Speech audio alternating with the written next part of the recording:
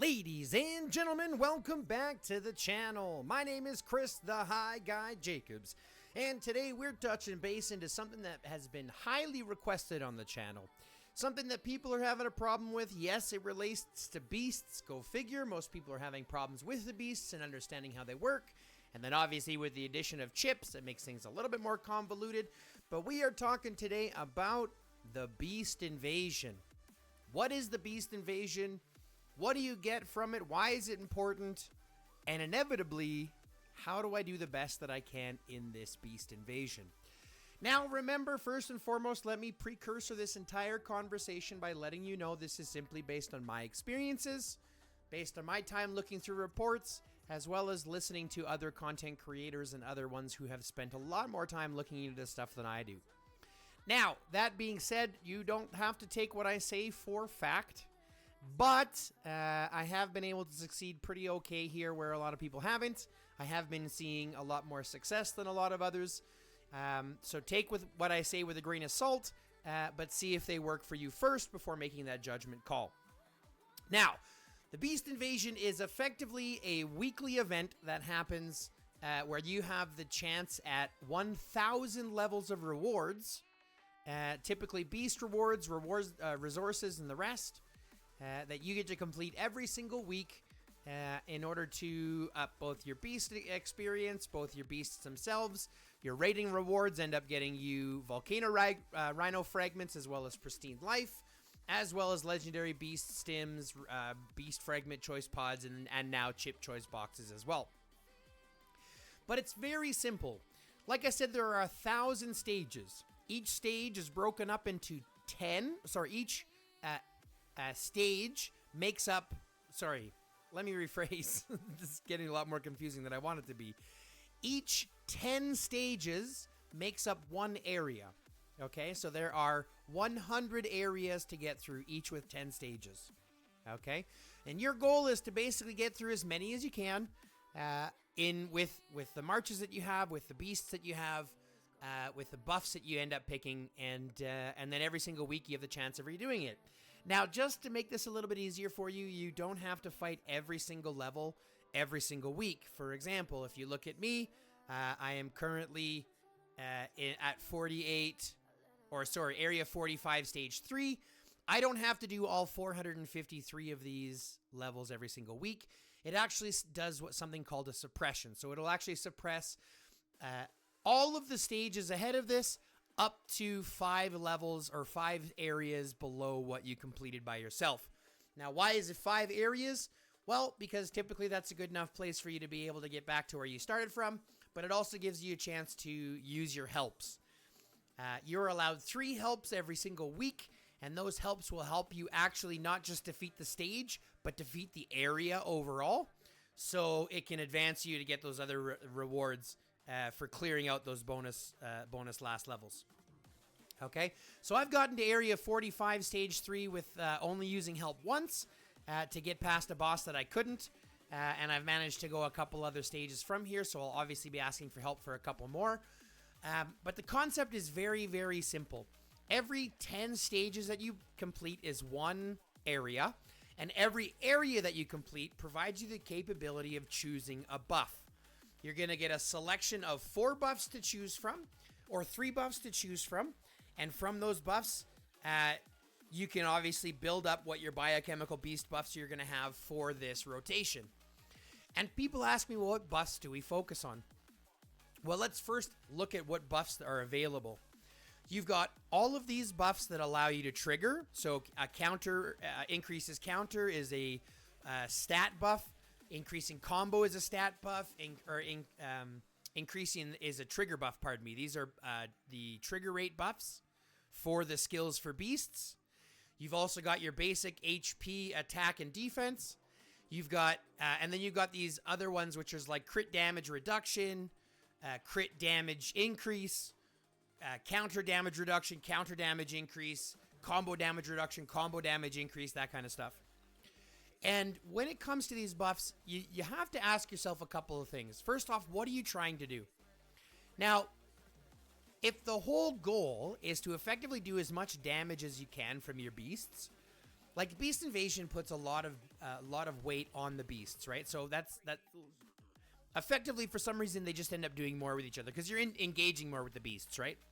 If I look at challenge, for example, I'm basically fighting a boss with a beast. So tons of beast interactions, which is why you're going to send beasts with every march. Who are you going to send to every march? It doesn't matter. Unless you're a player that has a whaled out hard and you've got max beasts to choose from, you're just going to use the best beasts that you have. That's not nearly as influential as the buffs, okay? So don't let that bother you as much. Yes, don't get me wrong, there is some difference. Yes, fire does better to grass, grass does better to water, water does better to fire, that's all true. But trust me when I tell you it's not nearly as influential as it is, or as you want it to be, okay? It really, really, really isn't. So, when you're looking at these, and you're looking at your buffs, again, what you have to ask yourself is how to do the most amount of damage. And if we're looking, and this goes back to the video I did in regards to the beasts themselves and how to pair them, right? Now with chips, it's a little bit more, we can be a little bit more obvious with this, but let's just talk very simply how this works, how the mechanic works, okay? So every 6 seconds, you're dealing damage with this skill. When you deal damage with this skill, okay, whether it's a leader skill, whether it's the leader skill here, or whether it's the active skill, they have the percentage chance to trigger your special attributes, your combos, your crits, and your counters, okay? Now, yes, although my Crystal Pangolin doesn't have combo in its kit, I've added combo here because it can still trigger combo abilities. And if you look here, you'll notice the less your, like the what's called diminishing returns on trigger amount versus trigger effect or trigger percentage is pretty drastic pretty quick. And I'll give you a prime example. If you look at crit here, at 106, this is giving me a 15% chance to trigger, okay? So if it's dealing me a 15% chance to trigger, you would assume that at counter, which is almost exactly twice as much, should give me a 30% chance to trigger, but it only gives me a 26% chance to trigger. So the higher these numbers go, the less valuable the percentage that you're getting per point. So this means two things to me. This means that hyper-focusing one stat isn't as beneficial because you're losing out on the value much earlier. Hyper-focusing two stats isn't necessarily beneficial because, again, you're going to lose out on those diminishing returns a lot earlier. So what it tells me is that you really want to balance out all three skill sets, all three combo, crit, and counter, right? And now with chips, you also get crit damage. You can also increase these attributes themselves with chips, which I'll do a whole other video on chips later. But your whole concept is do as much damage as you can. So now that I have this capability, right, I want to have that capability on all of my beasts. So my theory that has been proving to be very good for me so far is to hyper-focus 6 specific buffs, okay? An increase to your crit trigger chance, an increase to your combo trigger chance, an increase to your counter trigger chance, okay? 1, 2, 3. HP, attack, and defense. Okay, these 6 are the most important. Okay, in my opinion. Because this is going to do, your attack and defense are going to be flat for all your abilities. HP is very valuable. And then your trigger rates are going to increase the amount of times that your triggers, those skills can deal damage, meaning that you're going to be dealing more damage. Yes, I have a crit damage one here as well, but that's only because I replaced what was it beforehand? I replaced a damage reduction that was blue with a gold crit damage. Now, what's more important, purples, the golds, the blues? Well, that entirely depends on your luck, okay? Blues are going to appear more often, so you can level them up higher, but they're going to give you less value per level up, whereas purples and golds give you higher value, but they're harder to level up. Okay, so although I get 120 crit for level 2, I'm only getting level 2 is 90 crit from purples, right? So that's entirely dependent on your luck. If I was you, I always focus on the blues first, or blues or purples first, whatever I get. And if I'm lucky enough to get a gold, I'll see if it fits. But I'm not going to pick golds just because they're gold, because the chance of them coming back around to get leveled up is very, very low. Okay?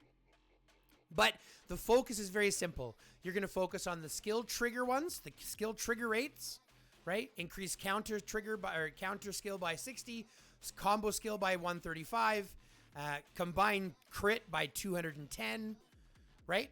And then I'm going to have defense, attack, HP. And then this one I can either have as another one of these skill trigger ones, or because I'm getting so much additional crit, I'm going to make that crit damage extra. Plus, if I'll notice, most of my beasts, right, when I go and look at this, most of my beasts are, in fact, the crit beasts as well, right? So they're mostly the red beasts anyways. So that's just going to be extra beneficial to those buffs. Okay? You get one buff choice of 3. So you get, you're provided with 3 buffs. You get to choose one every area that you clear. Okay? This means that, obviously, the higher you go, the better your chances of getting stronger and being able to go farther, blah, blah, blah. That's the way it is for everybody. But like I also mentioned, you can get helps. So if I'm stuck, for example, I'm stuck at stage 3 on Area 45, I can go ahead and share this to any of my channels, any of my chat groups, things like that, and I can get help from people 3 times. But here's the thing. I'm asking for help on stage 3 of Area 45. They are going to actually complete stage 10 of Area 45. So each help actually clears the entire area for you, not just the stage. That's why it's very important to get as far as you can first before asking for help. Because once you start to ask for help, the chance of you being able to complete levels on your own is less and less and less. So complete as many levels as you can first. And don't let one failure determine whether you can't get any farther. Even in this one, I've already asked for help once. But I've completed these last 3 levels all on my own just by continuing to try it. So even if you lose once, try it a couple more times, because sometimes it's just the trigger rates. And if you're lucky enough to get more triggers than the opponent, things like that. So you do have to try it a couple of times to find out where your limits are.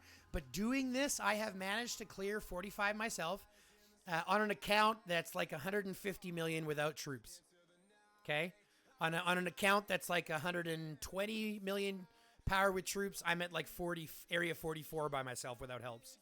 So you can do a lot better just by picking the right buffs and understanding how that works, right? Once you understand the mechanic of how those triggers happen, you can start to see how it's more beneficial to have the trigger rate skill buffs here versus the crit damage or crit damage reduction or things like that, because those will have less influence than having these ones. Okay? And you can help 5 people a week. And you get bonus rewards for helping people. So it really is just a free event to be able to go through, earn a bunch of rewards for your beasts, make your beasts stronger. You get weekly rewards. You get weekly beast fragments. So go ahead and get out there and just have fun with it. Okay? But that's really it, guys. It's really not any more complex than that. If you have any other questions or concerns, feel free to throw them in the comment section below. If you haven't yet, go ahead and like the channel, like the video, subscribe to the channel, and fill out the notification bell. And if you can afford it, click the join button and become a member today. It's only $6.99 Canadian. And at the current exchange rate, that makes it super cheap for most everybody else to be able to get in and help the stream, help the channel sustain. Because like I've mentioned, IGG doesn't pay anything and YouTube doesn't pay very much. So any support we can get from the community goes a long way to helping the channel, strive and survive. So if you can, go ahead and click that join button, become a member today, and help us out there. Other than that, folks, we are going to wrap it up. Thanks very much for tuning in. Love, peace, chicken grease, and until next time, stay lifted.